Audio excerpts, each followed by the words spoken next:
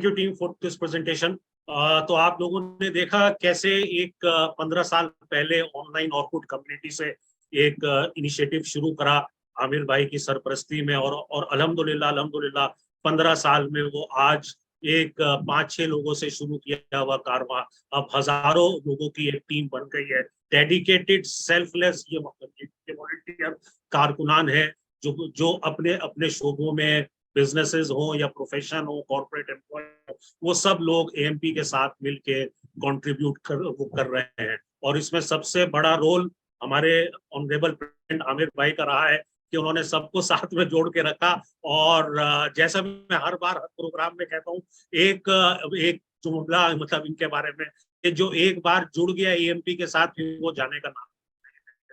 तो ये जो आमिर भाई की स्ट्रेंथ है लोगों को साथ में लेके चलने की, जोड़ने की, उसने हम लोगों को अल्हम्दुलिल्लाह आज इस स्टेज पे पहुंचाया कि हम लोग हजारों की तादाद में और बिला तफरीक व मिल्लत कोई इसमें मतलब ये बेशक एक एएमपी जो है ये एसोसिएशन ऑफ मुस्लिम प्रोफेशनल है, ये मुसलमानों का जो मुस्लिम प्रोफेशनल्स हैं उनका एक ग्रुप जो हमारी सर्विसेज खिदमत जो है वो पूरे मुल्क के, पूरे देश के हर मजहब के लोगों के लिए, हर फिरके के लोगों के वो लिए है। और तरह तरह के job drive, job fair, education programme हम लोग ऑर्गेनाइज करते रहते हैं इस तरह। अल्हम्दुलिल्लाह सब्जेक्ट पर लौटते हैं और मुझे पता है बड़े बेसब्री से हमारी ऑडियंस इंतजार कर रही है हमारे की नोट स्पीकर प्रोफेसर फुरकान कमर साहब का। फुरकान कमर साहब के साथ हम लोग 15 दिन में ये दूसरा ये प्रोग्राम इसी सब्जेक्ट पे कर रहे हैं। तो वो जैसे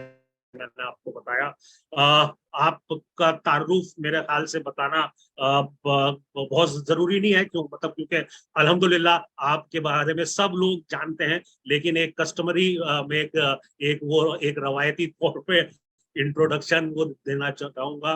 प्रोफेसर फुरकान कमर साहब लखनऊ यूनिवर्सिटी से आपने अपना ग्रेजुएशन, पोस्ट ग्रेजुएशन और पीएचडी करा। उसके बाद आप हिंदुस्तान की नामवर यूनिवर्सिटीज के वाइस चांसलर रहे, राजस्थान यूनिवर्सिटी के वाइस चांसलर रहे, central university of Himachal Pradesh के पहले वाइस चांसलर रहे। आपने अर्स्टवाइल जो प्लानिंग के कमीशन थे आप उसके मेंबर ऑफ एजुकेशन भी रहे, और तालीम के ताल्लुक से गवर्नमेंट की जो स्कीम्स थी उसमें आपने बहुत बड़ा कंट्रीब्यूशन। आप आजकल जामा मिलिया इस्लामिया में एज अ प्रोफेसर हैं और बहुत ही पॉपुलर हैं अखबारों में, हिंदी, इंग्लिश, उर्दू हो, सोशल मीडिया हो।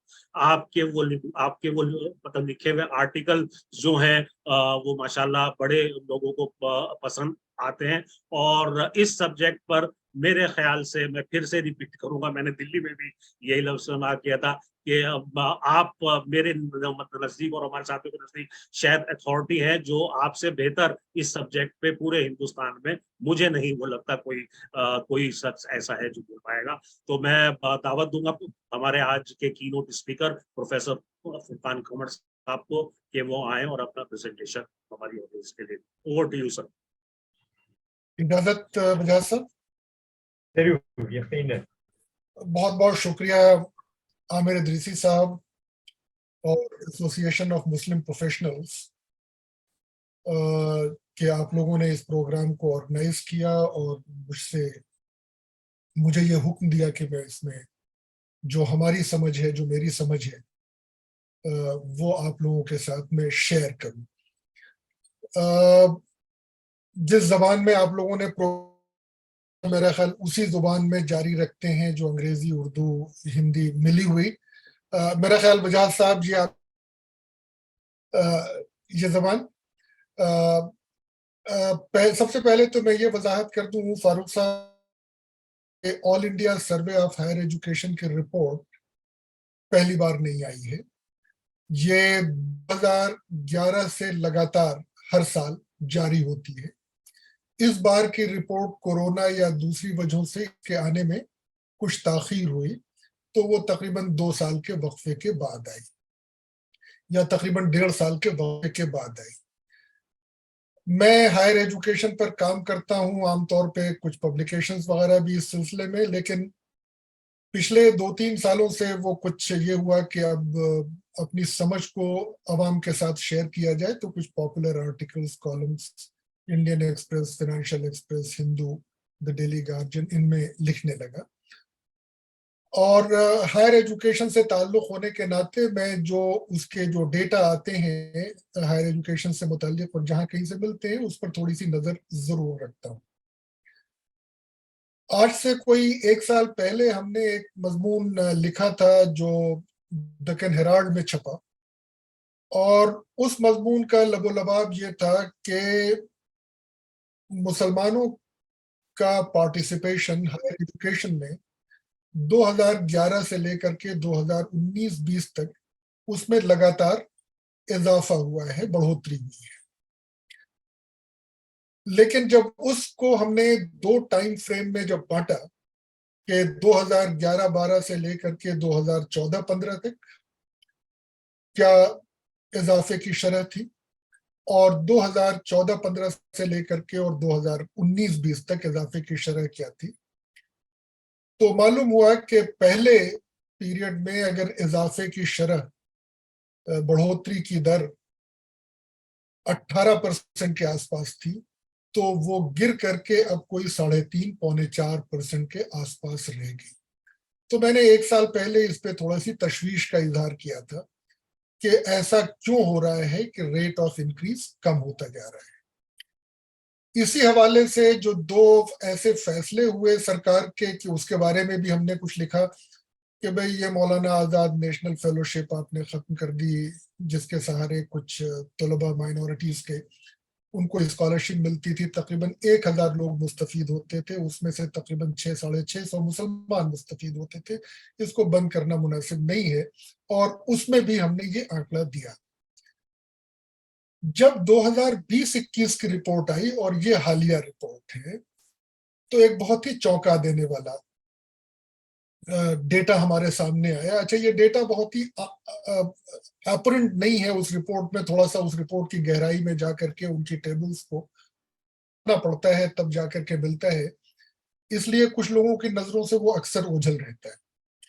इस बार तो उस पे नजर जो है वो क्रिस्टोफ जेफरलो की पड़ी, और उन्होंने एक मजमून इंडियन एक्सप्रेस में लिखा, और उसमें तो कि साहब मुसलमानों का पार्टिसिपेशन हायर एजुकेशन में शेड्यूल्ड कास्ट से भी बदतर हो रहा है, शेड्यूल्ड ट्राइब से भी बदतर हो, ये तशवीश की बात उन्होंने जाहिर की।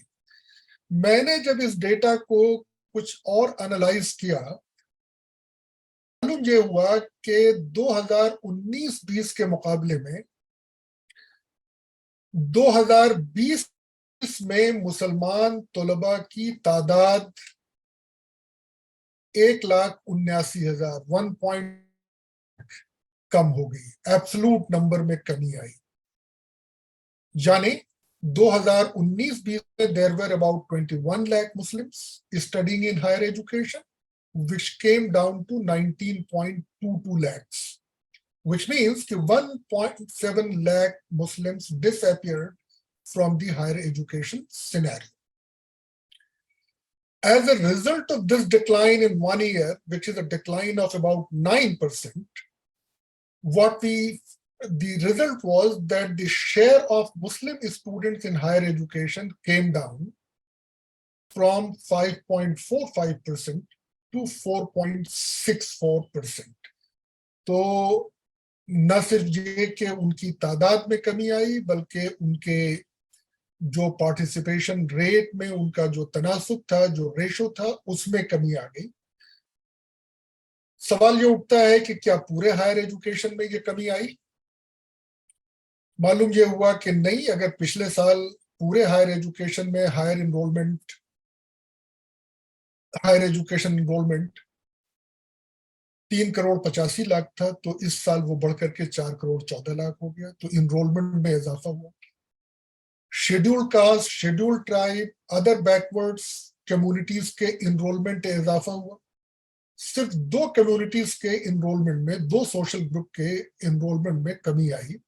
सबसे बड़ी कमी तो मुसलमानों में आई, और उसके बाद दूसरी कमी जो आई देखने को मिली, वो नंबर बहुत कम है, लेकिन वो पर्सन्स विद डिसेबिलिटीज में आई। दूसरा सवाल بلکہ تیسرا سوال یہ کہ کیا یہ کچھ اداروں میں کمی ہونے کی وجہ سے ایسا سامنے آ رہا ہے یا بہت سارے اداروں میں ایسا ہوا؟ تو میں نے اس آنکڑوں کو، ان ڈیٹاز کو پھر مزید کھنگالنا شروع کیا تو معلوم یہ ہوا کہ یہ اکراس دا بورڈ سارے تعلیمی اداروں میں یہ چیز دیکھنے کو ملتی ہے۔ مثلا سینٹرل یونیورسٹیز میں مسلمانوں کا تناسب 8.41% سے کم ہو کر کے 8.24% ہو۔ انسٹیٹیوشن آف نیشنل امپورٹنس جس میں کہ آئی آئی ٹیز، این آئی ٹیز، آئیسز یہ سب شامل ہیں، اس میں پہلے سے ہی مسلمان جو ہیں وہ 2% سے کم تھے، یعنی 1.92% تھے۔ اب ان کی تعداد، ان کا شیئر کم ہو کر کے 1.87% رہ گیا۔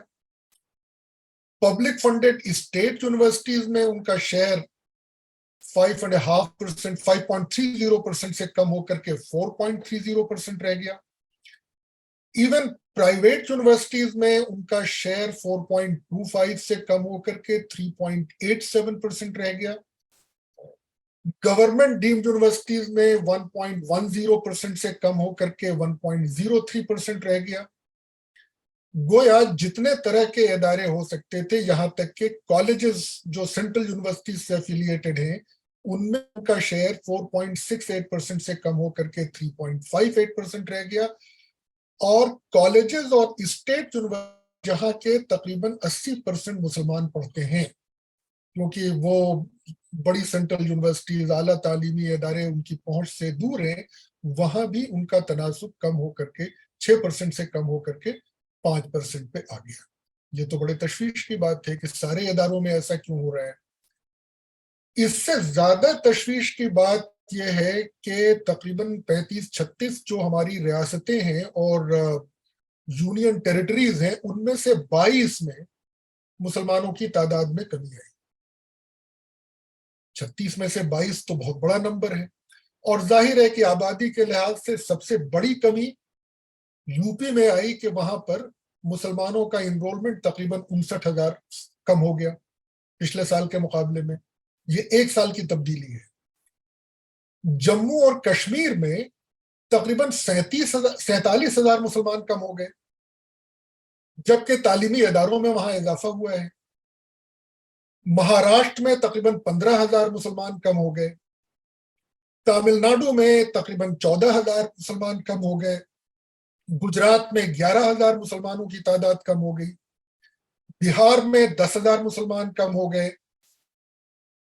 آندھر پردیش میں تقریباً 10,000 مسلمان کم ہو گئے۔ جھارکھنڈ میں 10,000 مسلمان کم ہو گئے۔ اس طرح سے ان ساری اسٹیٹس میں مسلمانوں کے انرولمنٹ میں، ہائر ایجوکیشن میں کمی آئی۔ صرف 8 اسٹیٹس ایسی ہیں جہاں پر کہ مسلمانوں کی تعداد میں اضافہ ہوا۔ میرا خیال ان کا ذکر کرنا مناسب ہوگا، حالانکہ ان میں کوئی ایک ایسی ہوموجنائٹی نہیں دکھتی ان اسٹیٹس میں۔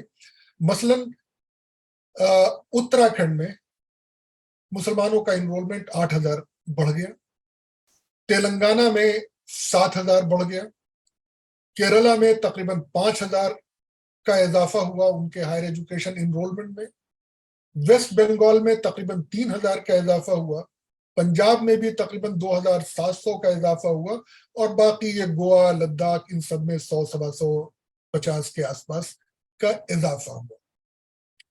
باقی کی جو 5 ہیں ان میں نہ تو اضافہ ہوا نہ کمی ہوئی، لیکن وہ بہت چھوٹی ریاستیں اور بہت چھوٹی یونین ٹیریٹریز ہیں، ہم نے بڑے اس کا مسئلہ دے دیا۔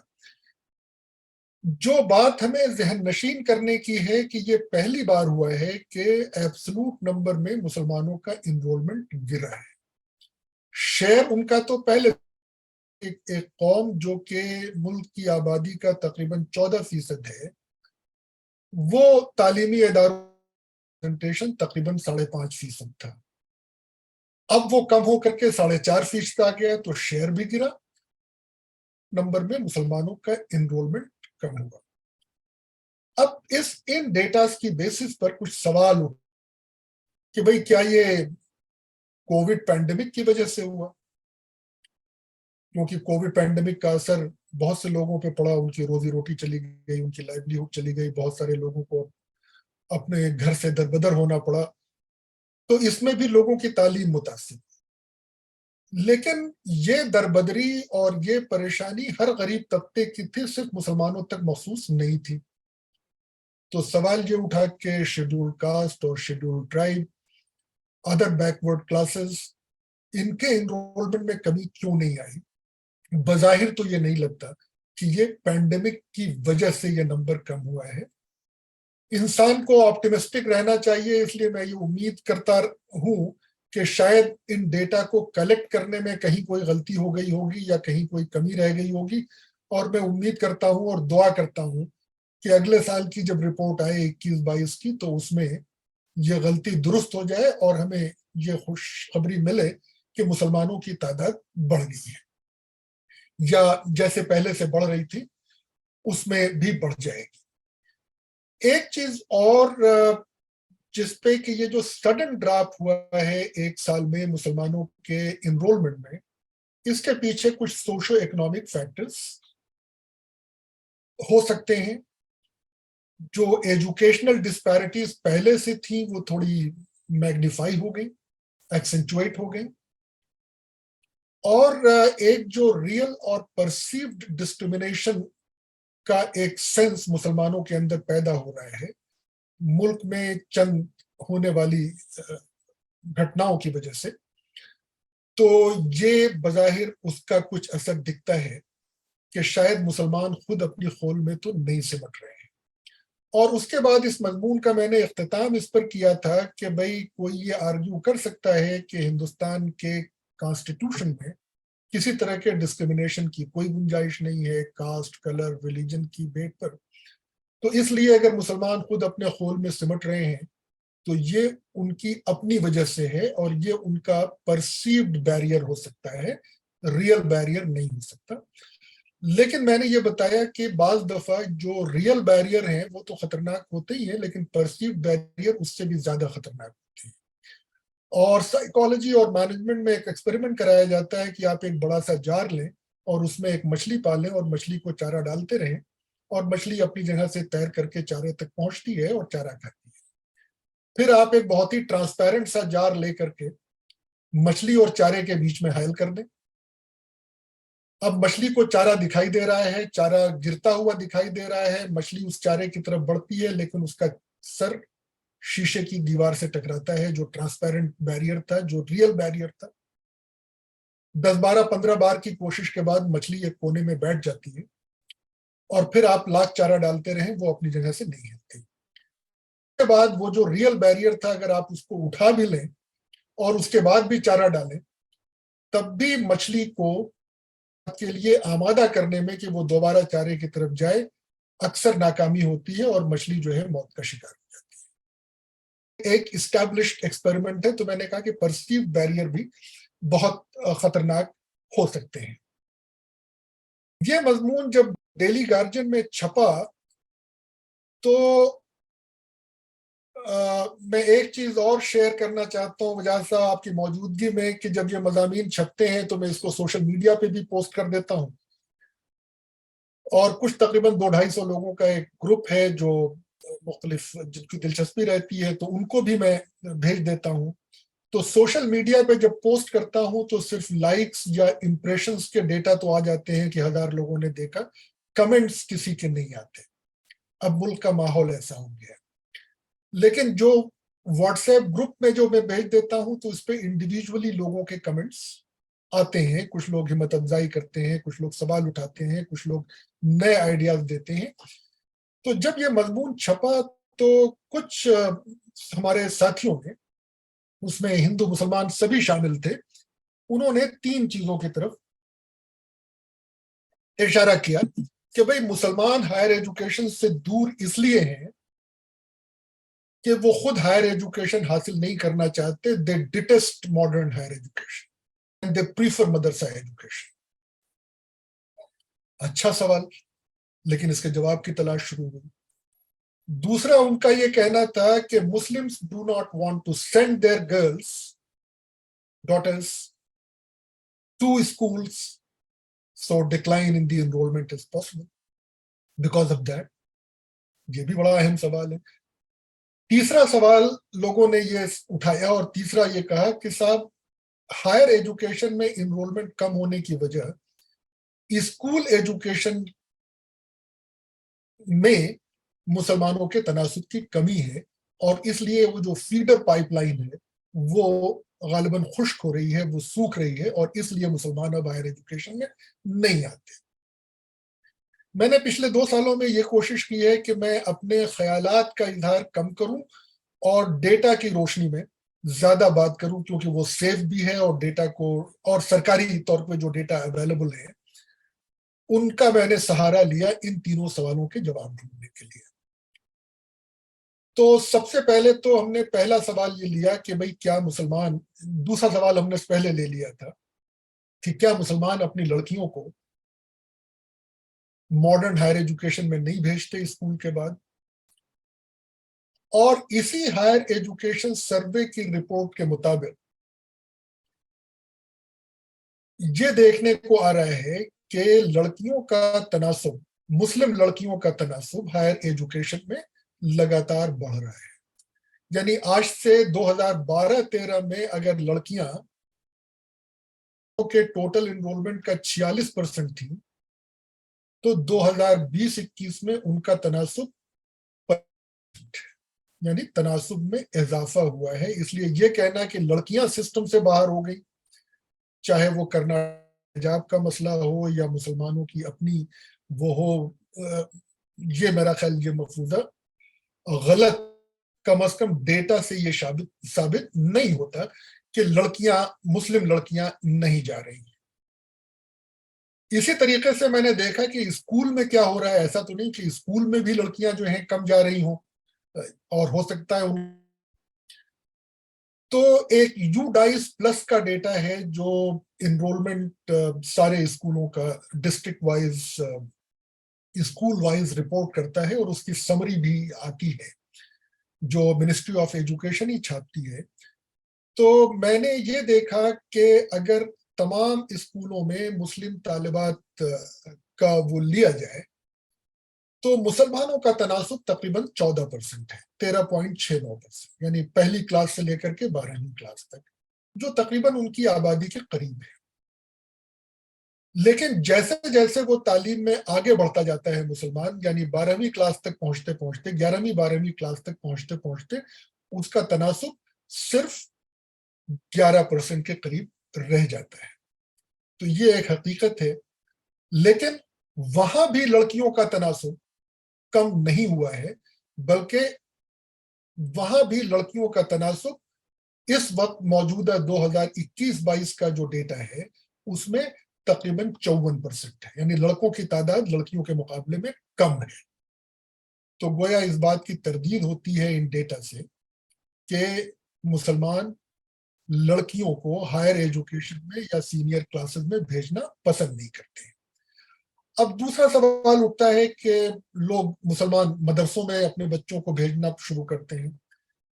इस गलतफहमी का इजाला सच्चर कमेटी ने 2006 में कर दिया था कि मदरसों में अगर तमाम उस उम्र के बच्चे लिए जाएं जो स्कूल गोइंग एज में हैं तो वो 3% है।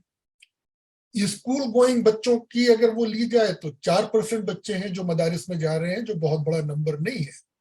और इसलिए बहुत सारे लोगों का कहना था, मुस्लिम लीडरशिप का, कि भाई आप इन 4% को उनके हाल पे छोड़ दीजिए, आप बाकी 96% की फिक्र कीजिए जो कि मॉडर्न स्कूलों में जा रहे हैं और उनको क्वालिटी एजुकेशन नहीं मिल रही है। सच्चर कमेटी ने अपनी रिपोर्ट में यह भी कहा था, जिससे आप लोग वाकिफ हैं, कि साहब ये गलतफहमी, उन्होंने एक गुंजाइश दी थी कि शायद ये गलतफहमी का एक सबब कोई मिसचीफ नहीं है, बल्कि ये हो सकता है कि मकतब और मदरसे के बीच का जो कंफ्यूजन है वो लोगों को हो। और बाद के डेटा ये शो करते हैं कि मकतब जाने वाले बेशतर बच्चे, तकरीबन 90% से ज्यादा बच्चे स्कूलों में भी जाते हैं। ये बात का डेटा है, सच्चर कमेटी ने इस तरीके से नहीं दिया था। अब सच्चर कमेटी की रिपोर्ट को 17 साल हो गए, पुराना डेटा हो गया, अब नए हालात क्या कहते हैं। जाहिर है कि सिस्टमैटिक डेटा तो अवेलेबल नहीं है, तो मुझे कुछ एनेक्डोटल आदाद शुमार का सहारा लेना पड़ा। मसलन 2022 में इंडिया टुडे ने रिपोर्ट किया कि مدرسہ اٹینڈ کرنے والے مسلمان بچوں کی تعداد اتر پردیش جیسی بڑی ریاست میں 2016 میں 4,23,000 تھی، جو 2022 میں کم ہو کر کے صرف 92,000 رہ گئی. یعنی مدرسوں سے لوگ اپنے بچوں کو نکال رہے ہیں. جب مجھے یہ ڈیٹا ملا تو میں دلی میں اور آس پاس جو کچھ مدارس اور اس طرح کے لوگ ہیں ان سے بات کی، تو ان کا صاحب بہت سارے مدارس بند ہو رہے ہیں. کئی ان کے سامنے ہے کہ اب ان کو یہ شو کرنا پڑتا ہے کہ ان کی سورس آف انکم کیا ہے اور کس نے ڈونیٹ کیا اور کس نے چندہ دیا. لوگ جو ہیں اپنا آدھار کارڈ نمبر وغیرہ دینے کو تیار نہیں ہوتے ہیں، اس لیے چندہ آنا بند ہو گیا ہے. تو بہت سارے لوگ جو مدرسے چلا رہے تھے یا مدرسوں میں مدرس تھے، وہ اب انہوں نے وہ پیشہ چھوڑ کر کے اب کپڑا بیچنا اور سبزی بیچنے کا کام شروع کر دیا ہے. اور ان لوگوں نے تائید کی کہ ایسا پورے ہندوستان میں ہو رہا ہے. اور یہ ڈیٹا ثابت کرتا ہے کہ اگر پچھلے 6 سال میں مدرسے میں جانے والے طلباء کی تعداد اتر پردیش میں 4,23,000 سے کم ہو کر کے 1 لاکھ سے بھی کم ہو گئی. انڈین ایکسپریس کی ایک رپورٹ ہے کہ 2021 میں یو پی میں ہی 3,71,000 اسٹوڈنٹ مدرسے میں انرولڈ تھے. 2017 میں 3,71,000 لوگ مدرسے میں انرولڈ تھے، جو کم ہو کر کے اب 2021 میں 3 لاکھ ہو گئے. تو گویا یہ بھی انڈیا ٹوڈے کی اس رپورٹ کی تائید کرتی ہے. ایک ڈیٹا اور ملا کہ نہ صرف یہ کہ مسلمان بچوں کی تعداد مدرسوں میں کم ہو رہی ہے، بلکہ ایک ڈیٹا یہ ملا کہ، اور یہ ڈیٹا بھی ہمارا ڈیٹا نہیں ہے بلکہ national commission for protection of child rights, یہ انہوں نے ان کی ایک رپورٹ آئی ابھی حال میں، اور اس رپورٹ کے مطابق ملک میں 6 سے 14 سال کی عمر والے تقریباً 25 کروڑ بچے ہیں، ہر مذہب اور ہر ذات و پات کے. اس میں سے 8 کروڑ سے زیادہ اسکول میں نہیں جاتے، اسکول سے باہر ہیں. اس 8 کروڑ میں تقریباً 1 کروڑ 10 لاکھ مسلمان بچے ہیں،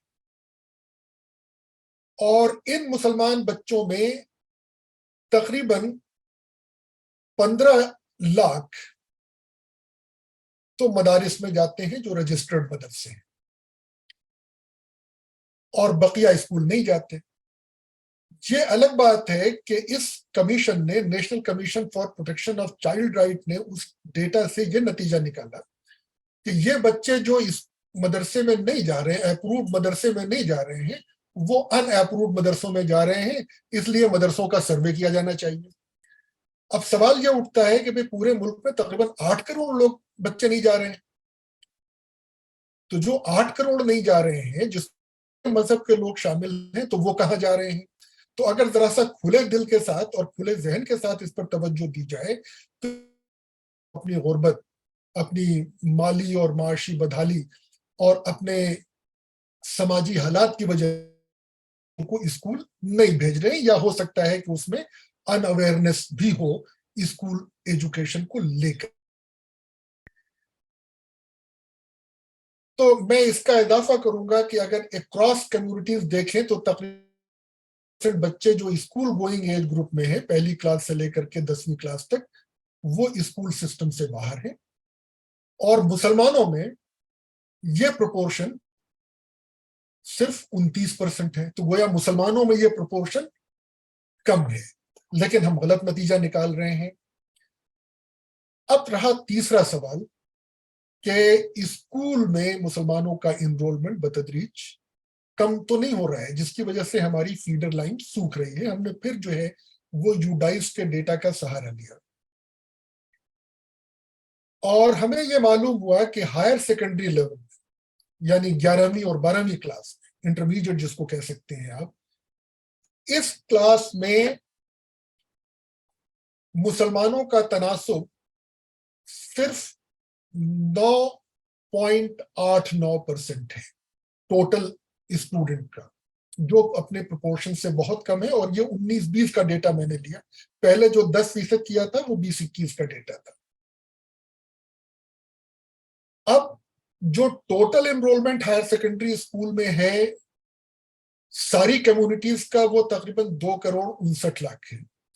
उसका अगर आप 9% निकालें या 10% निकालें तो मुसलमान बच्चों की तादाद हायर सेकेंडरी स्कूल में तकरीबन 26 लाख होती है, 25.62 लाख, जो जाहिर है कि आबादी के लिहाज से बहुत कम है। 11वीं से 12वीं जाने में बहुत सारे बच्चे ड्रॉप आउट हो जाते हैं, फेल हो जाते हैं, उनका परफॉर्मेंस कम हो जाता है, तो उनका ड्रॉप आउट 11th और 12th के बीच में ज्यादा है। और तकरीबन 40% बच्चे, इसका कोई बहुत रिलायबल डेटा नहीं है, ये गेस एस्टिमेट है कि तकरीबन 40% बच्चे मुसलमानों के 12वीं क्लास तक नहीं पहुंच पाते। तो 26 लाख में से आप जो है वो 40% और कम कर दीजिए। मुसलमानों का पास परसेंटेज दूसरी टोटल नेशनल एवरेज से कम है बोर्ड के एग्जाम में, और यह डिफरेंस तकरीबन 10% का है। तो अगर जनरल एवरेज पास परसेंटेज तकरीबन 80% है अलग अलग बोर्ड्स का, कुछ में कम कुछ में इससे ज्यादा हो सकता है, तो मुसलमानों का यह तकरीबन 70% के आसपास आता है। गोया अगर इन सबको हम किसी एक मॉडल में फिट करने की कोशिश करें तो जो +2 में मुसलमान बच्चे हैं जो 12वीं क्लास का एग्जाम पास करके बाहर निकल रहे हैं, उनकी तादाद सिर्फ 5 लाख या उससे ज्यादा है, 5,33,000। अच्छा, किसी भी समाज में 12वीं पूरी करने के बाद सारे लोग हायर लेना नहीं चाहते या लेते नहीं। ग्लोबली ये कहा जाता है कि अगर उसके 65% लोग, तो उस मुल्क को खुशकिस्मत समझना चाहिए। गोया ये सब देखने के बाद हमें ये पता लगा कि मुश्किल तमाम 3 लाख स्टूडेंट ऐसे हो सकते हैं जिन्हें हायर एजुकेशन की तलाश हो और जो हायर एजुकेशन में दाखिला चाहते हो। अब जैसा कि मैंने बताया कि तकरीबन 21 लाख मुस्लिम तलबा थे हायर एजुकेशन में, कुछ उसमें से 3 साल के प्रोग्राम में थे, कुछ 2 साल के प्रोग्राम में थे, लेकिन उन सब का एवरेज निकालें तो हर साल जो मैक्सिमम कैपेसिटी क्रिएट हो सकती है वो तकरीबन इतनी ही क्रिएट हो सकती है, बल्कि जो कैपेसिटी है हायर एजुकेशन सिस्टम में मुसलमानों की वो तो बहुत ज्यादा हो सकती है अगर 14% का पॉपुलेशन का रेशो लगाएं, लेकिन स्कूल से आने वाले बच्चों की तादाद इतनी कम है जो आगे हायर एजुकेशन में बच्चों को जाने से रोक रही है। तो गोया तवज्जो का मरकज मदरसा तालीम निस्वां होने के बजाय हमारी तवज्जो जो है हमारे अपने स्कूलों पर मरकूज करनी चाहिए। तो ये हमारा दूसरा मजमून था कि no, Muslims do not detest modern education, focus should remain on school education. अगर थोड़ा सा 10 मिनट का वक्त और हो तो मैंने उसके बाद फिर ये देखना शुरू किया कि भाई अब ये जो है अगर सूरत हाल मुसलमानों की ये है कि इतने कम बच्चे जा रहे हैं तो उसके बहुत सारे असबाब हो सकते हैं जो आम तौर पे लोगों को मालूम है। माशी सूरत हाल सबसे बड़ा उसका सबब है, और समाजी या मजहबी पहलू उतना अहम यहां पर नहीं निकला। मुसलमानों की माली हालत कम होने की वजह से वो अपने बच्चों का दाखिला उन अच्छे स्कूलों में नहीं करा पाते जहां से सनद मिलने के बाद उनकी जिंदगी संवर जाए। अच्छा, अमीर लोगों की तालीम वैसे भी किसी मुल्क में कोई मसला नहीं है, वो जहां पढ़ेंगे, जिस इदारे में पढ़ेंगे, जैसी तालीम हासिल करेंगे वो अपनी जिंदगी में कामयाब होगी, क्योंकि उनको अपनी फैमिली का एक इंडाउमेंट है, उनका अपना एक सोशल नेटवर्क है, एक सोशल कैपिटल है, उसके सहारे वो आगे बढ़ जाते हैं। मैं उस दिन के लेक्चर में मजाकन कह रहा था कि खुशवंत सिंह जब ऑक्सफोर्ड से लौट के आए तो उनके वालिद से किसी ने पूछा कि बेटा क्या पास करके आया है, और उनके बाप ने कहा कि भाई ये तो पता नहीं क्या पास करके आया है लेकिन टाइम बहुत पास करके आया है। लेकिन उसके बावजूद खुशवंत सिंह अपनी जिंदगी में बहुत कामयाब हुए इन डिफरेंट कैपेसिटीज। तो लेकिन ये जो है गरीबों को ये हक नहीं मिलता। میں اس کا بھی قائل نہیں ہوں کہ مسلمانوں کو مسلمانوں کے ہی ادارے میں جانا چاہیے، بلکہ مسلمانوں کی حالت کچھ اس طرح کر دی جائے کہ وہ کمپیٹ کر کے کسی بھی ادارے میں اپنا داخلہ کر لیں، تو سینٹ کولمبس میں کیوں نہ جائیں، کالوین تعلق دار میں کیوں نہ جائیں، لا مارٹینیئر میں کیوں نہ جائیں، ہمیں کرنا چاہیے، لیکن مسلمان ایسا کر نہیں پا رہے ہیں اپنی معاشی حالت کی وجہ سے.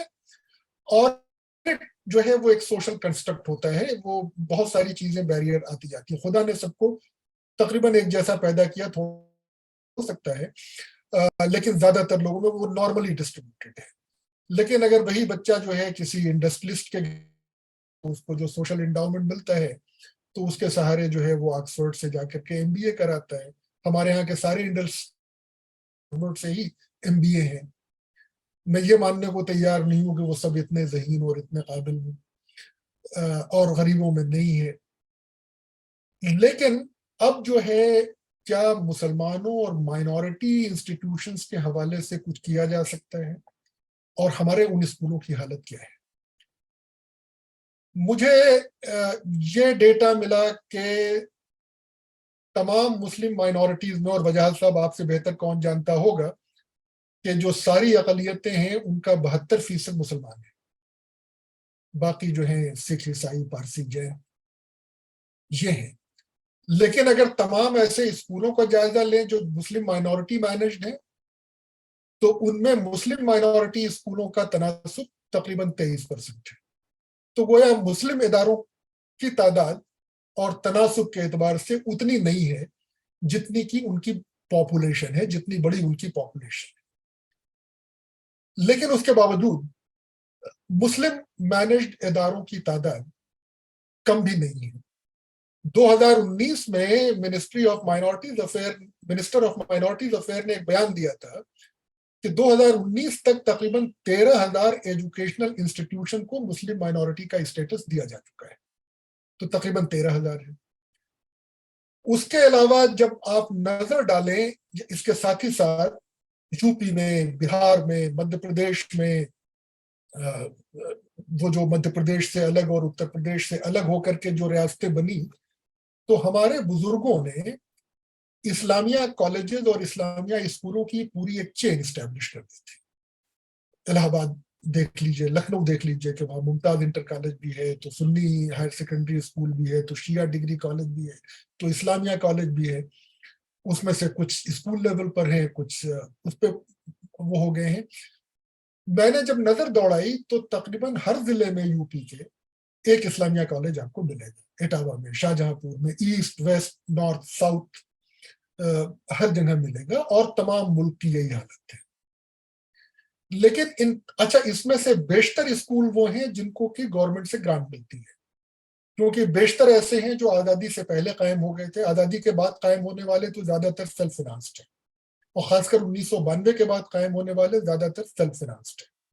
تو اس کے پہلے جو قائم ہو گئے تھے تو آزادی کے بعد دھیرے دھیرے ان کو گورنمنٹ سے گرانٹ بھی ملنے لگی. لیکن ان سب کی ان کی مالی حالت بدتر ہے، تو انفراسٹرکچر ان کا ڈیلاپیڈیٹڈ ہے. جو ان کو ورثے میں ملا تھا اس کو نہیں کر پا رہے ہیں.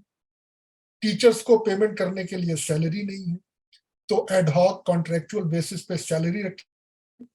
اور اس کے علاوہ مینیجنگ کمیٹی، مینیجرز اور پرنسپل اور ٹیچرز کی جو آنکڑے ہیں وہ ان اسکولوں کو آگے بڑھانے میں بہت مانے ہو رہے ہیں.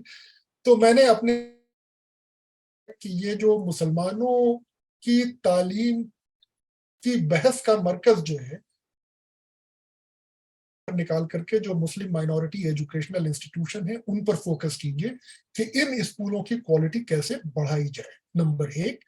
نمبر 2 کہ مسلمانوں کو مالی طور پہ، معاشی طور پہ ان کے جو میریٹوریس بچے ہیں ان کو کیسے اس قابل بنایا جائے کہ وہ کسی بھی اسکول میں اور کسی بھی یونیورسٹی میں داخلہ لینے کے اہل ثابت ہو سکے اور کمپٹیٹو پروسیس میں آ سکے. جو ان کا سب سے بڑا بھائی غریب ہے تو کوچنگ نہیں بھیج سکتے، کوچنگ نہیں بھیج سکتے تو نیٹ اور JEE کوالیفائی نہیں کر سکتے، تو کیا اس کے لیے ہم لوگ کچھ کر سکتے ہیں؟ اور ایک گستاخی میں نے کی تھی کہ کیا علماء دین اس سلسلے میں کچھ یہ اجتہاد کر سکتے ہیں کہ بھئی زکوٰۃ کے پیسے کو کامن طور پہ کر کے اور اس طرح کے امداد میں خرچ کیا جائے بجائے اس کے کہ وہ پھٹ کر خرچ ہوتا رہے، اور جس کا تخمینہ لوگ الگ الگ لگاتے ہیں کہ ہر سال اتنے ہزار کروڑ اور اتنے لاکھ کروڑ روپے خرچ ہوتے ہیں. تو یہ کہا گیا تھا. بعد میں جب اس مضمون کو میں نے پریزنٹ کیا تو ایک دو لوگوں نے ایک آدھ اور چیزیں دی کہ صاحب مسلمان جو غریب ہیں وہ ایک جھونپڑی میں رہتے ہیں، ایک چھوٹے سے کمرے میں رہتے ہیں، 5 لوگوں کی فیملی ہے، پڑھنے تک کی ان کو جگہ نہیں ہے. تو انہوں نے ایک انیشیٹو لیا تھا کہ اگر نیبرہڈ میں ایک چھوٹا سا ریڈنگ روم کھول دیا جائے جہاں کے بچے آ کر کے سکون کے ساتھ پڑھ سکیں. پھر ایک سپروائزڈ ٹیوشن کا انتظام کر دیا کہ ٹیوشن تو نہیں کریں گے لیکن ایک ٹیچر ہوگا یا ٹیچر جیسا ایک آدمی ہوگا جو وہاں موجود ہوگا تاکہ وہ بچوں کو کچھ اور گائیڈ کر سکے. اور اگر وسائل پڑھتے ہیں تو ان کو جو ہے پھر موٹیویشنل اور ان کی جو کمیونیکیشن ایبیلٹیز ہے یا جو ان کا جو وہ ڈائمینشن ہے کہ ان کو تعلیم کی طرف توجہ ان کی آئے. تو اس طرح سے یہ 3 مضامین کا مجموعہ تھا جو پہلے انگریزی میں چھپا، ایک ہندو میں، ایک دکن ہیرالڈ میں، بلکہ 4 مضامین کا، اور 2 دا ڈیلی گارجن میں. اور یہ ان میں سے 3 مضامین اردو میں بھی آئے، انقلاب میں اور حیدرآباد کے کچھ دوسرے اخباروں میں بھی. تو یہ توجہ طلب مسئلہ ہے، تشویش کن مسئلہ ہے، پریشان کن مسئلہ ہے. میں اپنے پہلے والے مضمون کی طرف کہ اگر مسلمان ڈر اور خوف یا گھبراہٹ یا کہ اب کچھ ہونے والا وہ خود سے اپنے کو تعلیم سے اگر باہر کر رہے ہیں تو میرا خیال یہ کہ اب ہم لوگوں کا فرض بنتا ہے کہ ان کا حوصلہ اور ساتھ میں ہم ایسے حالات بھی پیدا کریں کہ ان کی تعلیمی حالت بہتر ہو. اسی کے ساتھ اپنی گفتگو یہاں پر ختم کرتا ہوں. اتنی توجہ سے سننے کے لیے بہت بہت شکریہ. اور چونکہ کیمرہ آپ کا آن تھا تو اس لیے آپ کی موجودگی جو ہے مجھے بار بار تقویت دیتی رہی. بہت بہت شکریہ. شکریہ سر، ویری انفارمیٹیو، اور انفارمیٹیو کے ساتھ ساتھ بڑا تھاٹ پرووکنگ بھی رہا.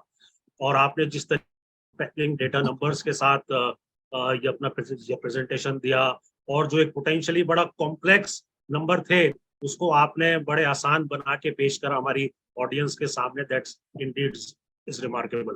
اور آپ نے ساتھ ساتھ جو سولوشن سجیسٹ کرے ایجوکیشن سینٹرز بنانے کے تعلق سے، زکوٰۃ کا استعمال ایجوکیشن میں لگانے کے لیے، لائبریریز وغیرہ بنانے کے لیے، تو انشاءاللہ اس پہ ہمارے پریزیڈنٹ میرے خیال سے روشنی کر دیں گے. سو بہت بہت شکریہ. اینڈ ہم چاہیں گے کہ آپ اس طریقے سے ہی ہماری سرپرستی کرتے رہیں اور آتے رہیں، اور ہم سب لوگوں کو گائیڈ یہ کرتے رہیں. ہم شکریہ بہت بہت. اب ہم اس پروگرام کے دوسرے مرحلے کی طرف بڑھتے ہیں، اور میں دعوت دوں گا صدر AMP عامر ادریسی صاحب کو کہ وہ آئیں اور اپنا ایڈریس پیش کریں. عامر بھائی، over to you. Thank you Farooq بھائی، تھینک یو سو مچ. السلام علیکم ورحمۃ اللہ وبرکاتہ ایوری ون. سب سے پہلے آپ سبھی حضرات کا بہت بہت شکریہ کہ آپ سب لوگوں نے آج کی اس اہم میٹنگ اور ڈسکشن کو جوائن کیا. اور بہت شکریہ فرقان صاحب کا، وجاہت صاحب کا. یہ دونوں بہت ہی سینئر لیڈرز ہیں کمیونٹی میں ماشاء اللہ، specially in the field of education. بڑا ایکسپیرینس ہے ماشاء اللہ. آپ نے فرقان صاحب کا پریزنٹیشن سنا، بہت ہی ڈیٹیل پریزنٹیشن ہے. یہ پریزنٹیشن سن کر آپ سب لوگوں کو اندازہ ہوا ہوگا کہ یہ ڈسکشن کتنا ضروری ہے جو آج ہم لوگوں نے یہاں پر رکھا ہے، اور یہ ایشو جس کی طرف بات ہو رہی ہے یہ کتنا سیویئر ہے، کتنا امپورٹنٹ ہے کمیونٹی کے لیے. مجھے لگتا ہے کہ یہ جتنا زیادہ ڈسکس ہونا چاہیے تھا، جتنا زیادہ اس پر جو ہے نا چرچا ہونی چاہیے تھی ود ان کمیونٹی، وہ نہیں ہو پائی ہے. ہم لوگوں نے یہ طے کیا اس رپورٹ کے بعد اور فرقان صاحب کے آرٹیکلس کو پڑھنے کے بعد، اور جو الگ الگ اخباروں میں جو رپورٹس آئی ہیں الگ الگ، ان کو پڑھنے کے بعد یہ طے کیا کہ کہیں نہ کہیں یہ ہماری ذمہ داری ہے کہ جس طرح دوسرے بہت سارے ایشوز پر، کمیونٹی کے سوشل پولیٹیکل ایشوز پر ہم لوگ بہت ہی ایکٹیو ہوتے ہیں، اسی طرح ضروری ہے کہ community organisations, individuals, leaders, organisations, institutions جتنی ہیں وہ اس ایشو کو بھی اتنی ہی مطلب سیریسنس کے ساتھ لیں. اس سلسلے میں آپ سب لوگ جانتے ہیں کہ ہم نے دہلی میں ایک میٹنگ کی. آج یہ آن لائن سیشن رکھا ہم لوگوں نے تاکہ زیادہ سے زیادہ لوگ اس ڈسکشن سے، اس پریزنٹیشن سے فیضیاب ہو سکیں. اب ہمارا ارادہ ہے کہ ہم لوگ اس طرح کی میٹنگ جو ہے اسمال گروپ میٹنگ، کلوز ڈور میٹنگ جو ہے وہ ہم لوگ جو ہے الگ الگ پاکٹس میں انڈیا میں لیں گے، ताकि कम से कम विद इन कम्युनिटी लोगों को मालूम पड़े कि these are our real issues and we need to have certain solution for these issues, ताकि जो है हर सिम्ट में, हर लोकेशन पे, हर डिस्ट्रिक्ट में इस सिलसिले में काम हो। अगर हम लोगों का जो छोटा मोटा एक्सपीरियंस है उस ताल्लुक से मैं अगर आपके सामने बात रखूं, तो ये जो नंबर्स हैं इसके कम होने के पीछे जो है 3-4 एक बड़े रीजंस हैं जिस पर हम सब लोगों को मिलकर होगा। उसमें जो सबसे सस्ता, आसान और इम्पोर्टेंट इशू है, मैं समझता हूँ इसका सोल्यूशन बहुत आसान है, मैं यूं कह, तो वो है अवेयरनेस का इशू। कि हमारे जो स्टूडेंट्स हैं, पेरेंट्स हैं, जो हमारी ऑर्गेनाइजेशंस हैं, उनको जितने सारे अपॉर्चुनिटीज हैं उसके बारे में पता ही नहीं है। जो आज की दुनिया में जो करंट ट्रेंड्स हैं उनके बारे में पता ही नहीं है। The people in the bigger cities or the metro cities might have some information about whatever is happening in the world, लेकिन जो हमारा मेजर पॉपुलेशन है, it is there in the districts, taluka places, rural India, को नहीं मालूम है। तो कहीं ना कहीं हम लोगों को ये अवेयरनेस फैलाने की जरूरत है। जैसे फुरकान साहब कह रहे थे कि अपने इदारे कायम करना बहुत अच्छी बात है, लेकिन ये जरूरी नहीं है कि सिर्फ हमारे अपने मैनेज इदारों में तालीम हासिल की जाए। हम सब लोगों को कोशिश करनी चाहिए कि हम कॉम्पीट करें और जितने एग्जिस्टिंग इदारे हैं इंडिया में, चाहे जिसके जरिए चलाए जा रहे हों, वहां पहुंचने की कोशिश करें। शायद वहां पहुंचा भी जा सकता हो, वो टैलेंट भी हमारे पास है, वो लोग भी हमारे पास हैं, लेकिन हमारे तलबा में, स्टूडेंट्स में, पेरेंट्स में और जो लोग काम कर रहे हैं उनके बीच वो अवेयरनेस की कमी है। तो हम सब लोगों को मिलकर इस अवेयरनेस को फैलाना होगा। कहीं ना कहीं हमारे पास बहुत सारे ऐसे इनिशिएटिव्स हैं एमपी के पास, या दूसरी बहुत सारी अच्छी ऑर्गेनाइजेशंस हैं नेशनल लेवल पर, स्टेट लेवल पर या डिस्ट्रिक्ट लेवल पर, वो अपने तौर पर काम कर रही हैं। ऐसे लोगों को साथ जोड़कर इस अवेयरनेस को भरपूर आम करना होगा। मुझे लगता है ये आज जितने लोग मौजूद हैं, ये हम सब की जिम्मेदारी है कि हम खुद भी करें और मजीद लोगों को इसके साथ जोड़ने की कोशिश करें। हम लोगों ने इस सिलसिले में बहुत सारे काम किए हैं, मैं उसकी डिटेलिंग में जाए बगैर बात को आगे बढ़ाऊंगा, वरना बातें लंबी होंगी थोड़ी सी। तो हमने कोशिश की है कि एटलीस्ट कोचिंग के लेवल पर, नीट की प्रिपरेशन के लिए, जेई की प्रिपरेशन के लिए कैसे ज्यादा से ज्यादा लोगों को इकट्ठा किया जाए, कैसे टैलेंटेड स्टूडेंट्स को जो है पूरे इंडिया से आइडेंटिफाई किया जाए, कैसे उनके अंदर कॉम्पिटिटिव स्पिरिट जगाई जाए। कई सारे इनिशिएटिव्स हमारे इस तरीके में चल रहे हैं। कई बार ऐसे होता है कि एजुकेशन जो रूरल एरिया है वहां पर पहुंचाना मुश्किल होता है, उसके लिए हाइब्रिड एजुकेशन का सिस्टम हमने स्टार्ट किया है। फिर हम लोगों ने जो है ऑनलाइन डिजिटल एजुकेशन का भी बहुत सारे इनिशिएटिव्स पर काम कर रहे हैं अल्हम्दुलिल्लाह। किसी दूसरे मौके पर या आप लोग हमारी वेबसाइट अगर देखें तो इन सारे प्रोजेक्ट्स के बारे में तफसील मिलेगी, हम आपसे बात करेंगे। लेकिन अवेयरनेस जो है वो मैं यूं कहूँ कि नंबर 1 इशू है। दूसरे लेवल पर अगर हम आगे बात करें, तब बात आती है एक्सेस टू एजुकेशन।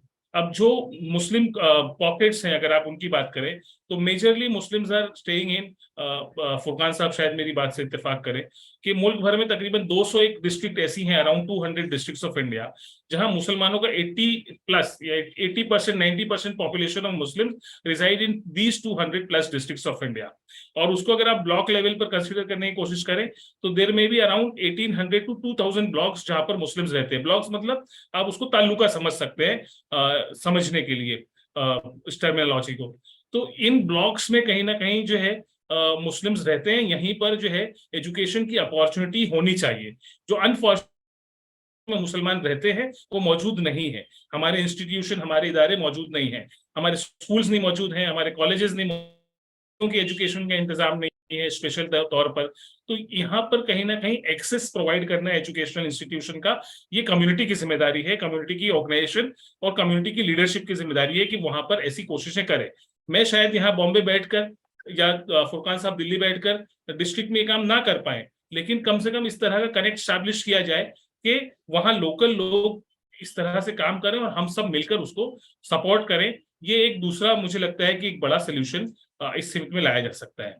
बात को अगर हम आगे बढ़ाएं थोड़ा सा इंस्टीट्यूशन की बातों को, तो मुझे लगता है कि जो हमारे इंस्टीट्यूशन है, जो एग्जिस्टिंग है ऑलरेडी या जो बनाए जाएंगे, जो जो जो जो आगे होगा, उसमें भी क्वालिटी का जो है ना एक बड़ा फैक्टर है। फुरकान साहब भी जो है ने शायद इस बात को आप लोगों के सामने रखा कि क्वालिटी एजुकेशन देने में हम कहीं ना कहीं फेल हुए हैं।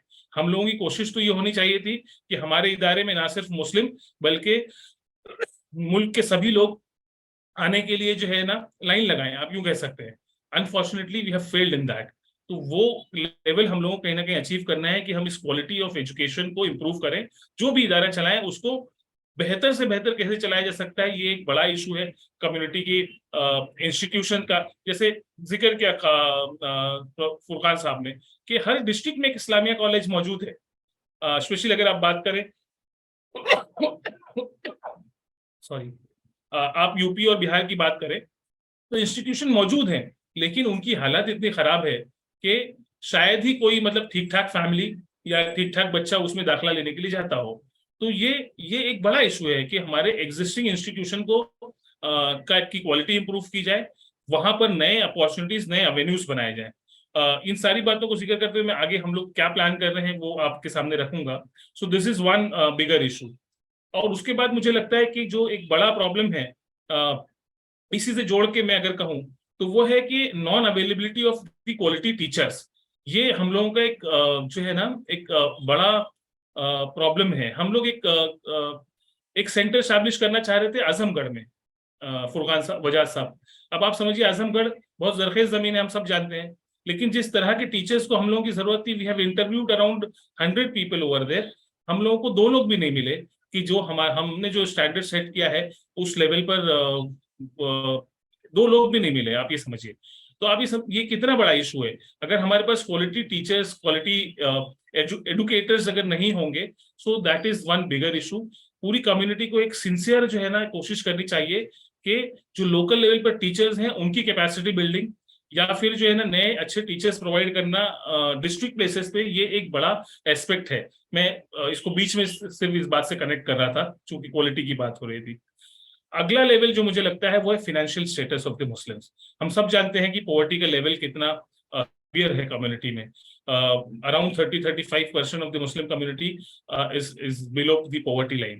اب جو لوگ بی پی ایل فیملیز ہیں، آپ ان سے یہ توقع وہ انجینئرنگ کریں گے، بچے ان کے منیمم 1 لاکھ روپیہ فیس بھریں گے. میڈیکل کریں گے جہاں پر گورنمنٹ کالجز میں 1 لاکھ روپیہ فیس ہے، کالجز میں 7-8-10 لاکھ روپیہ فیس ہے.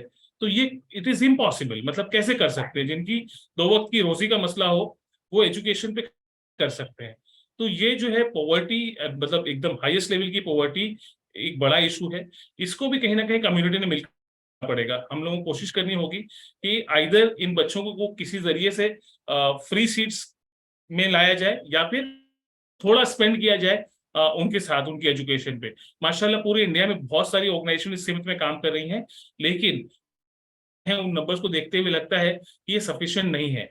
کہ اس میں کہیں نہ کہیں ہم لوگوں کو اپنی کوششوں کو بڑھانا پڑے گا، اور خاص طور پر ڈسٹرکٹ لیول پر پہنچنا پڑے گا. اور خاص طور پر اس میں بھی جو زیادہ سے زیادہ ٹیلنٹ، ان کے لیے کوئی میکینزم بنانا پڑے گا کہ ان کو ہم لوگ at least basic support provide کر سکیں. ہمارا ایک انیشیٹو ہم زکوٰۃ بیسڈ ہی ہے. فرقان صاحب آپ ذکر کر رہے تھے indiazakat.com.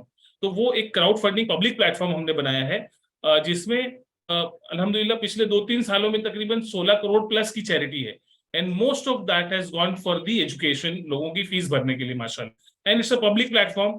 تو ہم چاہتے ہیں کہ ایسے انیشیٹو صرف ہمارے ہی نہیں، وہ کسی آرگنائزیشن کے ہوں، ایسے اچھے انیشیٹوز ہر ڈسٹرکٹ میں شروع ہوں. ہم جیسے بامبے شہر میں ہم لوگ دیکھتے ہیں کہ بامبے کے لیے یہاں کے مخیر حضرات ہیں، ان کے بہت سارے انیشیٹوز ہیں. ایسے ہی ہر شہر، ہر ڈسٹرکٹ میں ہم لوگوں کو کوشش کرنی ہوگی. کسی کو یہ ذمہ داری لینی ہوگی. اگر کوئی نیشنل لیول یا اسٹیٹ لیول پر ذمہ داری نہ لے سکے تو اپنے ڈسٹرکٹ میں ہم لوگ کم سے کم یہ ذمہ داری لیں. That can become one important area جس پہ ہم لوگوں کو کام کرنے کی ضرورت ہے. آخری بات اگر میں کروں کہ یہ جو ڈسکشن، ہم بہت سارے ایسے ایشوز ہیں جس پہ سلیوشنز بھی ہیں، جس پہ کام کیا جانا چاہیے.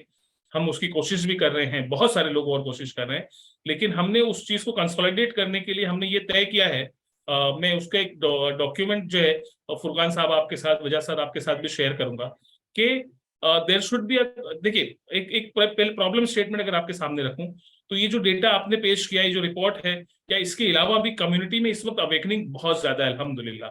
Every wants to do something, especially in the field of education. آپ جہاں بھی جائیں، جہاں بات کریں، people want to do something. ان کے ساتھ ایشو یہ ہے کہ they don't know what to do and they don't know how to do it. یہ 2 بڑے میجر کوشچنز ہیں.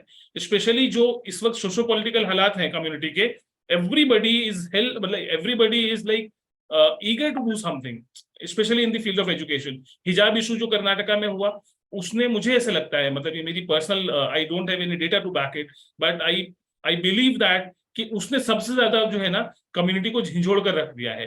کہ we should have our own institution, our own initiatives, and Hare even گاؤں کے لیول پر, قصبے کے لیول پہ لوگ جو ہے اپنے اسکولس کالجز بنانا چاہتے ہیں. اب یہ ہماری ذمہ داری ہے, کچھ جو بڑی آرگنائزیشنز ہیں یا جو لوگ فیلڈ میں کام کر رہے ہیں, کہ وہ لوگ ان کو سولوشن پرووائڈ کریں. تو ہم کوشش کر رہے ہیں کہ آپ جیسے لوگوں کو اکٹھا لایا جائے, 150 لوگوں کا ایک گروپ بنایا جائے. وہ گروپ مل کے سب سے پہلا کام یہ کرے کہ پلانڈ وے میں وہ لوگ ایک روڈ میپ, مطلب ایک 25-30 سال کا ایجنڈا اسٹیبلش کرے کہ this is the agenda for next 25-30 years and we have to achieve this overall, مطلب اکراس انڈیا یہ اچیو ہم لوگوں کو کرنا ہے کسی طرح سے. پھر وہ کیسے کریں گے اس پہ ہم لوگ مزید آگے بڑھیں گے. تو ایک روڈ میپ تیار کرنا کہ کیا کرنا ہے. کسی کو کچھ سمجھ میں نہیں آتا, نہیں چلا سکتے, پھر بھی اسکول کھول دیتے ہیں.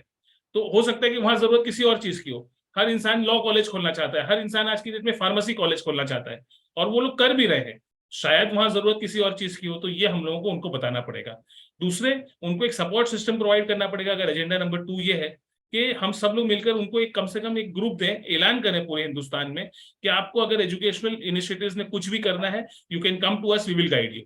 We should have a team of retired bureaucrats, retired academicians, currently serving people, یا جو ہمارے بڑے ادارے ہیں ان کے سارے ہیڈز وہ اس ٹیم میں ہوں کہ we will support, they will have to provide resources, human resources, financial resources for this initiative, کہ ہم ان کو سپورٹ کریں گے. اور تیسری چیز مجھے یہ لگتا ہے کہ کرنی پڑے گی کہ اس ایجنڈا کو لوگوں تک پہنچانے کے لیے ہم کو کم سے کم یہ جو 200 ڈسٹرکٹس ہیں اس میں 100 ڈسٹرکٹس میں we will have to go there. ہم سب لوگ مل کر چلیں وہاں پر, وہاں لوگوں کو جمع کریں, وہاں ان سے بات کریں. ہم اس طرح کی ایک میٹنگ پلان کر رہے ہیں, at least to discuss this agenda, کہ کیا روڈ میپ ہونا چاہیے اگلے 25-30 سال کا ود ان دی کمیونٹی. آپ اس کو چاہیں تو 2047 سے لنک کر سکتے ہیں. ایک بہت اچھا جو نیشنل انیشیٹو ہے 100 ایئرز آف انڈیپینڈنس کا, ہم اس کے ساتھ لنک کر سکتے ہیں کہ بھائی ہمارے لیے 2047 میں کیا ہونا چاہیے, specially in the field of education. تو میں آپ سب لوگوں سے, یہ اٹینڈ کرنے والے لوگوں سے, جو لوگ بھی اس پروگرام کو سنیں گے, میں آپ سے بھی ریکویسٹ کرتا ہوں کہ آپ لکھ کر بھیجیے کہ what is the solution, what should be done. اور سب کے ایک کنسلٹیشن کے ساتھ جو ہے نا ایک روڈ میپ تیار ہو, اور اس روڈ میپ کو کمیونٹی کے سامنے پیش کیا جائے. اس میٹنگ کا, آج کی اس میٹنگ کا بھی, اور اس طریقے کی جتنے آرگنائز کریں گے اس کا انشاءاللہ یہی آبجیکٹو ہوگا کہ ہم ان تمام چیزوں کو لے کر آگے بڑھیں. آخری بات اگر اس میں ایڈ کر دوں ایک لائن کے لیے, کہ ہم لوگوں کو ان سارے ایشوز کو لے کر جو بھی کرنٹ گورنمنٹ ہے اس سے بات کرنی چاہیے کہ بھائی آپ دیکھیے حالات یہ ہیں اور آپ اسکالرشپ بند کر رہے ہو, حالات یہ ہیں اور ہمارے انسٹیٹیوشنز کو پرمیشن نہیں مل رہی, حالات یہ ہیں اور انسٹیٹیوشن میں پریشانیاں کی جا رہی ہیں, حالات ڈیٹا یہ دکھا رہا ہے اور ہمارے مطلب لڑکیوں کے ایجوکیشن میں جو ہے الگ الگ طریقے سے بادھائیں ڈالنے کی کوشش ہو رہی ہے. تو اس پہ بہت ڈائلاگ ہونا چاہیے, بات چیت ہونی چاہیے. ہم اپنی طرف سے پوری کوشش کر رہے ہیں, مزید اس کو بڑھائیں گے. اور آپ جیسے تمام جو سینئر لوگ ہیں, جو لوگ اس پروگرام کو سن رہے ہیں, آپ جیسے لوگوں کے ساتھ کی ضرورت ہے, آئیے ساتھ جڑیں اور مل کر جو ہے اس نمبر کو اسپیسیفک ٹائم میں ایک ڈیڈ لائن کے اورینٹڈ ڈبل کرنے کی کوشش کریں. منیمم یہ ہم سب لوگوں کا ٹارگیٹ ہونا چاہیے انشاءاللہ. شکریہ, تھینک یو, جزاک اللہ. بہت بہت شکریہ عامر بھائی. اور آپ نے بہت کم وقت میں جو ایک روڈ میپ ہے اور جس طریقے سے ہم لوگ کچھ اچیو کر سکتے ہیں وہ آپ نے شیئر کرا, اور ہمیں امید ہے کہ سب لوگ اس میں جڑ کے اپنا اپنا کنٹریبیوشن دیں گے.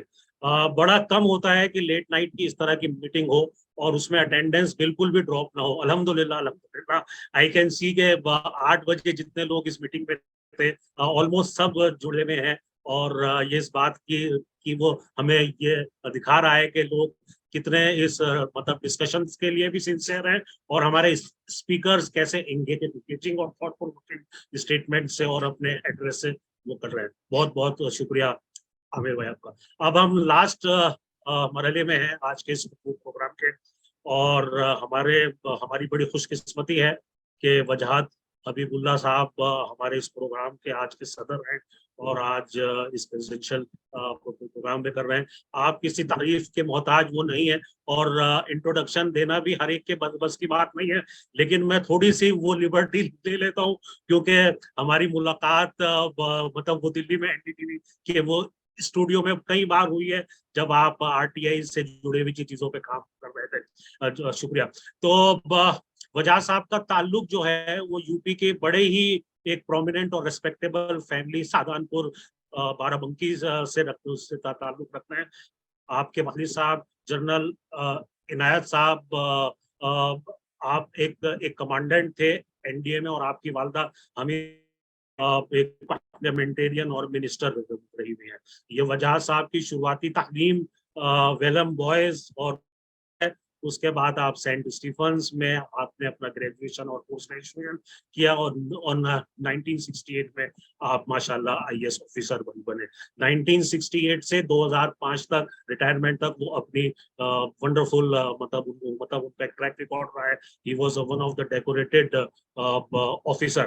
और ये इस बात का सबूत है जब 2005 में आरटीआई हिंदुस्तान में आया और जब तलाश की गई कि किसको इसका कमिश्नर बनाया जाए, चीफ इंफॉर्मेशन कमिश्नर बनाया जाए, तो उस फहरिस्त में वजाहत साहब का नाम सबसे टॉप पर था और आप हिंदुस्तान के पहले चीफ इंफॉर्मेशन कमिश्नर बने। आप उसके साथ साथ ये नेशनल कमीशन ऑफ माइनॉरिटी के भी चेयरमैन वो रहे हुए हैं। बहुत जबरदस्त आपने काम करा। अपने जितनी भी असाइनमेंट आपको मिली, चाहे वो किसी भी डिपार्टमेंट की हो, तो मैं ज्यादा वक्त नहीं लूंगा। मैं दावत दूंगा हमारे आज के इस प्रोग्राम के सदर जनाब वजाहत हबीबुल्लाह साहब से कि वो आए और अपना प्रेसिडेंशियल एड्रेस हमारे ऑडियंस को पेश करें। Over to you sir. शुक्रिया। पहले तो मैं फुरकान साहब को मुबारकबाद देता हूँ कि उन्होंने जिस तरह से इस विषय पे तफसील से हमें समझाया और मेजर जो प्रॉब्लम्स हैं, मेजर जो इश्यूज हैं, उनको सबको आइडेंटिफाई किया। तो मेरे ख्याल में ये मुबारकबाद के लायक है एंड वेरी वेरी इंफॉर्मेटिव। ये एक परेशानी की बात है कि हायर एजुकेशन में जो कम ये फिगर्स हैं, इसके हमारे जो मुसलमान बच्चे हैं जो इसमें जा रहे हैं, ये एक परेशानी की बात जरूर है, लेकिन इसमें काम भी बहुत कुछ हो रहा है। I would dispute the statistics. You know, Furqan साहब आप तो बेहतर जानते हैं, ये एक पुरानी saying है, there are lies, lies and statistics. Kashmir के बारे में आपने बात कही थी। I have personal experience of Kashmir, so I can speak about that. वहाँ जाके गिनती की ही नहीं गई in the universities. They went according to registers. क्योंकि वहाँ हालात ऐसे थे पेचीदा कि वहाँ किसी में हिम्मत थी यूनिवर्सिटीज में जाके एक्चुअली वेरीफाई कर। फिर जाके जब थोड़ा सा ऑर्डर दोबारा लगाया गया तो उन्होंने जब पाया, जो फिर जाके गिना, the figures seem to have come down. Fact is that the earlier students were not there at all. The figures themselves were fictitious. और फिर आपके आंकड़े में ये आ गया कि पहले इतने थे फिर इतने हो गए। Not true. मैं अपने तजुर्बे के बारे में आपको बताता हूँ। ये जैसे कहा गया कि मदरसे में इतने बच्चे हैं वगैरह। Even the report which you referred to, Kashmir में मिसाल के तौर पे, again talking about कश्मीर, वहाँ एक औकाफ ट्रस्ट है जिसके सदर शेख अब्दुल्ला होते थे, उसके बाद उनके बेटे फारूक अब्दुल्ला। उनके पास कुछ मदरसे थे और उन मदरसों में बहुत कम बच्चे थे, लेकिन मदरसे अगर कोई रजिस्टर्ड थे तो वही मदरसे थे, उसके अलावा बहुत सारे मदरसे हैं। उसमें क्या तालीम, क्या पढ़ाया जा रहा था, that was in fact a problem, लेकिन पढ़ाया जा रहा था। दूसरी बात, मैं अपना तजुर्बा लक्षद्वीप के बारे में बताता हूँ।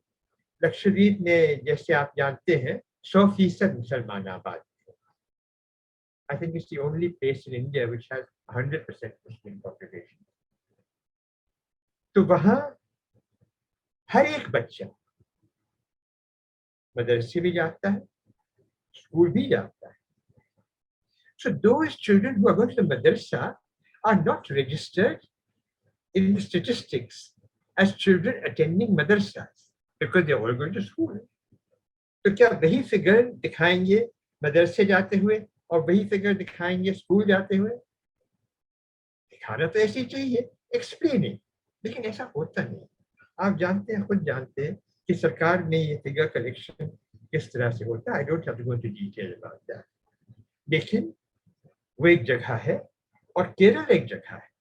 जैसे आप बता रहे हैं कि हमें क्या करना चाहिए, क्या नहीं करना चाहिए। केरल में कैसे 100% लिटरेसी है मुसलमानों में, और अच्छे से अच्छे इंस्टीट्यूशंस हैं, और वहाँ से बच्चे अक्सर फिर और हिंदुस्तान की दूसरी जगहों पे जाते नहीं है पढ़ने के लिए, बाहर चले जाते हैं और पढ़ते हैं, पढ़ाते हैं। यहाँ जो श्रीलंका से लेके इंडोनेशिया तक, क्योंकि वहाँ शाफी मुसलमान हैं, जो लक्षद्वीप के मदरसे निकलते हैं। आप लक्षद्वीप में आबादी 60,000 है, और अगर आप जाएंगे मलेशिया में, इंडोनेशिया में, और वहाँ के मदरसों में जाके पता करेंगे कि कहाँ से आए हैं, आप पाएंगे सर वो लक्षद्वीप के आलिम हैं जो वहाँ पढ़ाते हैं। तो ये बात जो आपने बताई ये बिल्कुल सही है, और शुक्र इदरीसी साहब ने इसकी वजाहत की, ये बात सही है, इट इज अ प्रॉब्लम। देखिए बात जो है ये ज्यादातर अप्लाई करती है हमारे यूपी बिहार को, जैसे extent in Bengal. Unfortunately in Bengal में मसला कुछ बिल्कुल और ही था। बंगाल में जो मुसलमान आबादी थी वो ज्यादातर किसान थे, गांव वाले थे, उसी का नतीजा ही पार्टीशन हो गया था। तो जो वहाँ के एलीट थी, मुसलमान एजुकेटेड क्लास, वो सारी चली गई पाकिस्तान, और जो रह गए थे वो बिल्कुल ही जाहिल और अनपढ़।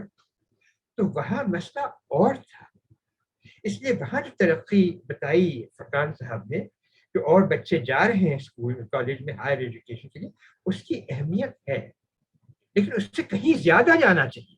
जैसे आप जानते हैं बंगाल में काफी आबादी है मुसलमानों की। केरल में ये बताना कि 5,000 का इजाफा हुआ, it doesn't really mean very much, क्योंकि पहले ही से ही सारे बच्चे जा रहे हैं कॉलेज, तो 5,000 और भी बढ़ गए तो अच्छी बात है। और ये भी बात आप पाएंगे तेलंगाना में और इन इलाकों में, खासतौर से तेलंगाना, हैदराबाद में तो आप जानते हैं कि अच्छे से अच्छे इदारे हैं, उर्दू यूनिवर्सिटी है, उस्मानिया यूनिवर्सिटी, ये मुसलमान इदारे नहीं है, लेकिन इनकी जो विरासत है वो वही है। लेकिन ये बात हमें कहना कि हमें और स्कूल्स बनाना है और कॉलेजेस बनाने हैं, इससे मैं इत्तेफाक नहीं करूँगा कि ख़ास तौर से आप बनाएं कॉलेजेस और स्कूल्स सिर्फ एक कम्युनिटी के लिए। I would think schools colleges बहुत, उधर भेजिए अपने बच्चे। मैं आपको बताता हूँ, शुरू में किसी ने कहा कि ऑल इंडिया सर्विसेज में आ जाना आखिरी मकसद हमारा यही है। Why should it be the ultimate objective? No. Great writers, अब आप देख लीजिए, इतने अच्छे, इतने बेहतरीन लिखने वाले दुनिया भर में, उनमें से कितने मुसलमान हैं? आर्टिस्ट, फिल्म एक्टर्स, ये सब प्रोफेशनल्स हैं। To produce professionals, that has to be the objective. अब मैं इंफॉर्मेशन कमिश्नर बनना तो कौन सी तीर मार दी? अक्सर मैं लोगों से बात करता हूँ, जो नौजवानों से बात करता हूँ, कि उनमें और मुझ में फर्क क्या है। I received an excellent education, और आपने ठीक कहा, मेरे दादा वाइस चांसलर थे लखनऊ यूनिवर्सिटी में, और तालीम का हिस्सा लखनऊ में बनवाई। तालीम पे मेरे खानदान में बहुत जोर डाला, तो शायद हम इतने ज्यादा नहीं हैं जितने हो सकते थे, लेकिन तालीम याफ्ता हम में सब है, खवातीन भी और मर्द भी। और आपको पता होना चाहिए, लोग बात कर रहे थे और फरकान साहब ने भी कहा कि हाँ, हालांकि ये गलत फहमी है कि हमारी खवातीन जाती नहीं है पढ़ने के लिए। सबसे बेहतर ये हमारे नोबेल लॉरियट की बात है कि जो बांग्लादेश में है, खवातीन जो तालीम पाती हैं वो मर्दों से कहीं ज्यादा, as the highest rate of women's education in the world। और आप जानते हैं कि बांग्लादेश में एक वजीर आजम के बाद खवातीन ही होती, और बात है कि आपस में लड़ती रहती हैं, लेकिन खवातीन वजीर आजम बनती रहती हैं, और लीडर ऑफ ऑपोजिशन भी लेडी हैं, प्राइम मिनिस्टर भी लेडी हैं। اور ان کی سب سے بڑی بزنس والی، میں گیا تھا وہاں RTI کو لاگو کرنے کے لیے، سب سے بڑا بزنس ہاؤس جو ہے ہیڈڈ بائی وومن. تو یہ اس سے جیسے فرقان صاحب نے کہا، اس سے مذہب وغیرہ سے کوئی بات نہیں ہے. خواتین کو تعلیم دلوائیے، ان کو یہ فیسلٹی دلوائیے اور وہ ہو جائے. اور خواتین کو ادھر فیسلٹی نہیں مل رہی تھی، یہ صحیح بات ہے کہ جو مسلم میجورٹی ایریاز ہیں، مسلم میجورٹی ڈسٹرکٹس ہیں، یہ وہ آئیڈینٹیفائی کیے گئے تھے پچھلے سرکار سے، اور یہ ارادہ کیا گیا تھا کہ وہاں سہولیات تعلیم کے لیے دی جائیں گے زیادہ، لیکن وہ ہوا نہیں. کیونکہ یوجنا بناتے تھے، منصوبے بناتے تھے مرکز میں، اور عمل کرنا تھا ریاست میں، اور ریاست اپنے طریقے سے عمل کر رہے تھے اس کو. تو جیسے ابھی کہا گیا کہ شیڈول ٹرائب زیادہ ترقی کر گئے تعلیم وغیرہ میں، اس لیے کہ بہت ساری مائنورٹیز کے لیے یہ اسپیشل اسکولز وغیرہ کا سینکشن کیا گیا. وہ ایسے ضلعوں میں لگایا گیا جہاں مائنورٹی ضرور تھے، لیکن جہاں دلت وغیرہ اور تھے، زیادہ تھے، انہوں نے اس کا پورا فائدہ اٹھایا. تو یہ چیزیں ہیں، اور ان کو اس کا علاج کرنے کی ضرورت ہے. یہ نہیں کہ ہم الگ الگ سے اپنے اسکول بنانا شروع کر دیں. یہ جو اسکیمز ہیں، جو پلانس ہیں جو لاگو کیے جا رہے ہیں، جب پلانس بھی اگر نہیں ہے تو ہم حوصلہ افزائی کریں لوگوں کی کہ وہ جائیں اسکولوں میں، جائیں پڑھیں. کیا روک رہے؟ بہت سارے لوگ ہیں، یہ نہیں ہے کہ میرا ایک ہی خاندان ہے ہندوستان بھر میں which can afford an education in a Jewish school. That's silly. بہت ساری ہیں they can afford تو جائیں. اور وہاں انہوں نے غریب لوگوں کے لیے اسکالرشپ بھی رکھی ہیں. لیکن ہاں یہ بات ہے، اس کے بارے میں پتہ کریں کہ کہاں کہاں ایسی سہولیات ہیں، and then encourage people to actually take it up. That would be my quick reading in this matter. کریں کہ میں تفصیل سے اس کے بارے میں سارا جاننا نہیں چاہتا، کیونکہ اگر میں شروع کر دوں تو آپ کو پتہ ہونا چاہیے کہ اگر ایک افسر شروع کر دے کرنی بات تو ختم ہوتی نہیں ہے اس کی بات. تو اس سے بہتر میں آپ کو ساری رات بھر، تو آپ مجھے معاف کریں گے، لیکن میں آپ کو مبارکباد دیتا ہوں کہ اس قسم کی جو بات چیت ہے it's important. Discussion is very important, اور ہر ایک مرحلے کو یہ موقع ملنا چاہیے کہ وہ آ کے اپنے جو خیالات ہیں. And I therefore congratulate you as Association of Muslim Professionals for having put together this group and for having arranged these discussions. But these discussions should be more frequent and they should lead to results.